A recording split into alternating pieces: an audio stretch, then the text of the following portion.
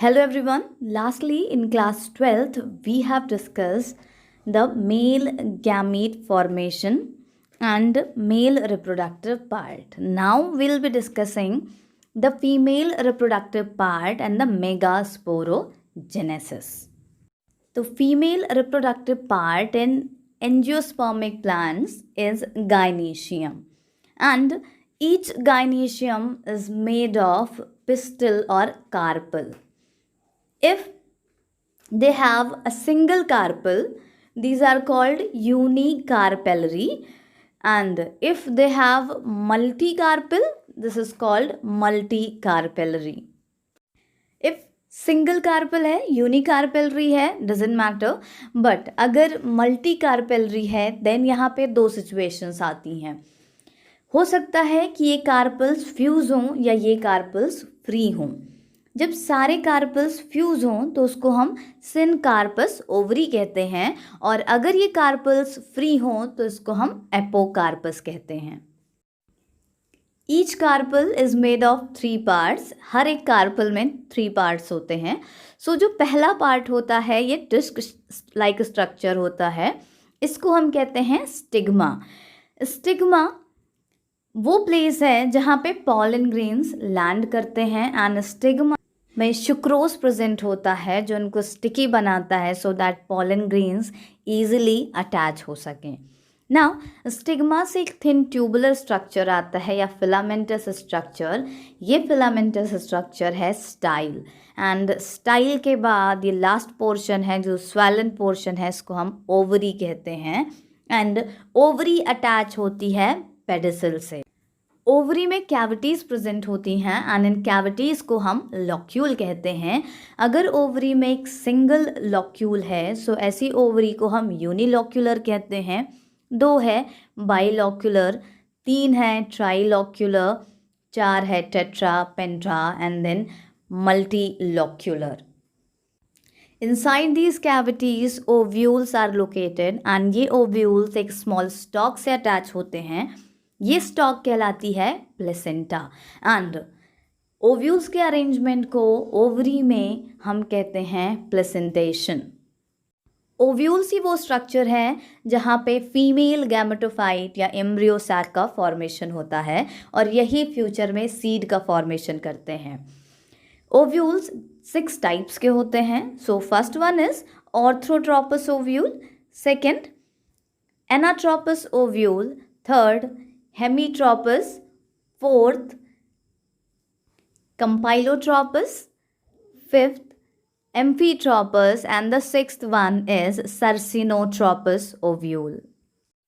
The first was Orthotropous ovule. Orthotropous ovule को हम upright ovule भी कहते हैं because Orthotropous ovule में micropyle, chalaza and funicle एक straight line में होते हैं. That's why इनको हम upright ovule कहते हैं. These are very common in gymnosperms. Second is Anatropous ovule. Anatropous ovule is most common in angiosperm. Majority of the angiosperm में Anatropous ovule होता है. Anatropous ovule को हम inverted ovule कहते हैं. Compilotropous.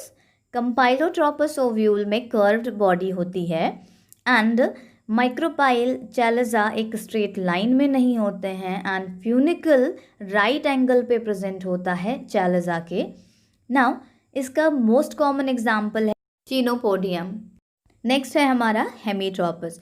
हेमीट्रोपस में ओव्यूल 90 डिग्री पे टर्न होता है और हॉरिजॉन्टली प्लेस होता है फ्यूनिकल से, एंड इसका एग्जाम्पल है primula. Next is the amphitropous ovule.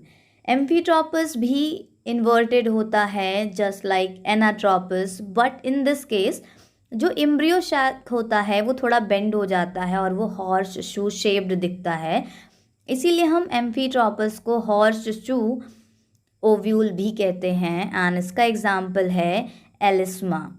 The last is circinotropous ovule.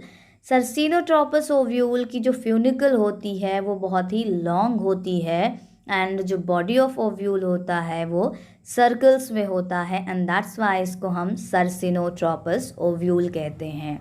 इसका एग्जाम्पल है अपुंशिया। हमारा चैप्टर ही एंजियोस्पर्म्स के बारे में है, तो हमको अगर ओव्यूल का स्ट्रक्चर पढ़ना है तो दैट मीन्स हमें पढ़ना होगा वो वाला ओव्यूल जो एंजियोस्पर्म्स में होता है, एंड एंजियोस्पर्म्स में होता है एनाट्रोपस ओव्यूल। सो अब हमें डिस्कस करना है the structure of ovule and development of female gametophyte. Ovule placenta के थ्रू ओवरी से कनेक्ट होता है, बट ओव्यूल की जो मेन बॉडी होती है वो स्मॉल स्टॉक से प्लेसेंटा को कनेक्ट करती है, एंड इस स्मॉल स्ट्रक्चर को फ्यूनिकल कहते हैं।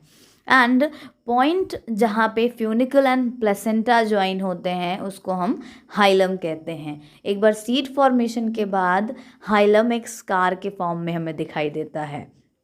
फ्यूनिकल के बाद रेस्ट पार्ट ओव्यूल का बॉडी कहलाती है। Little part of funicle is over the body of ovule and that part is called raphe. Ovule की जो बॉडी होती है वो पैरेन्काइमेटस डिप्लॉयड सेल की बनी होती है। पैरेन्काइमेटस की इसलिए होती हैं बिकॉज पैरेन्काइमा सेल्स टोटीपोटेंट होती हैं and they can divide, and this structure is called nucellus, and nucellus या ओव्यूल की बॉडी कवर होती है एपिडर्मल सेल से, एंड ये epidermal cell protective in nature होती हैं।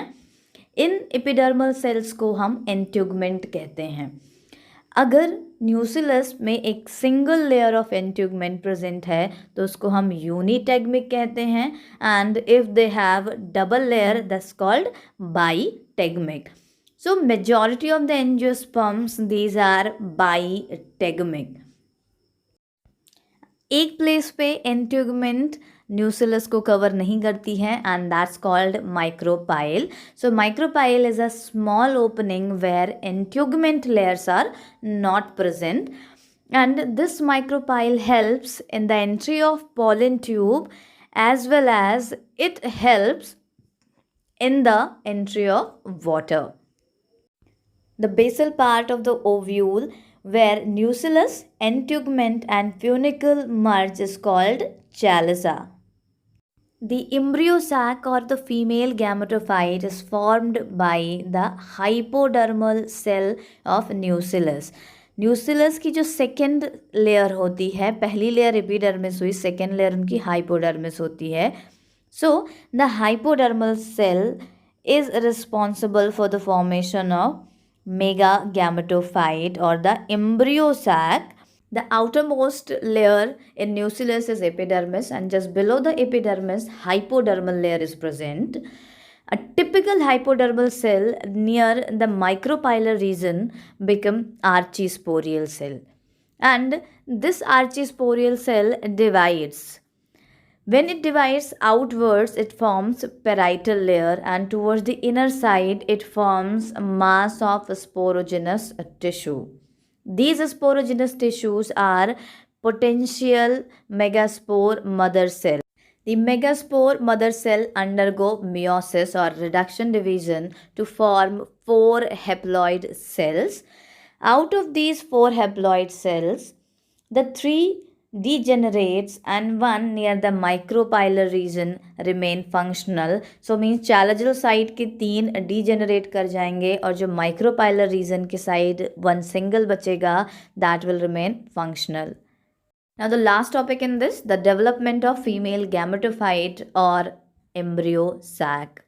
That functional cell near the micropylar region increases in size. It stores cytoplasm, its nucleus become conspicuous and it enlarges in size. एक बार जब ये size में increase कर जाती है या enlarge कर जाती है, then ये माइटोटिकली डिवाइड करती है।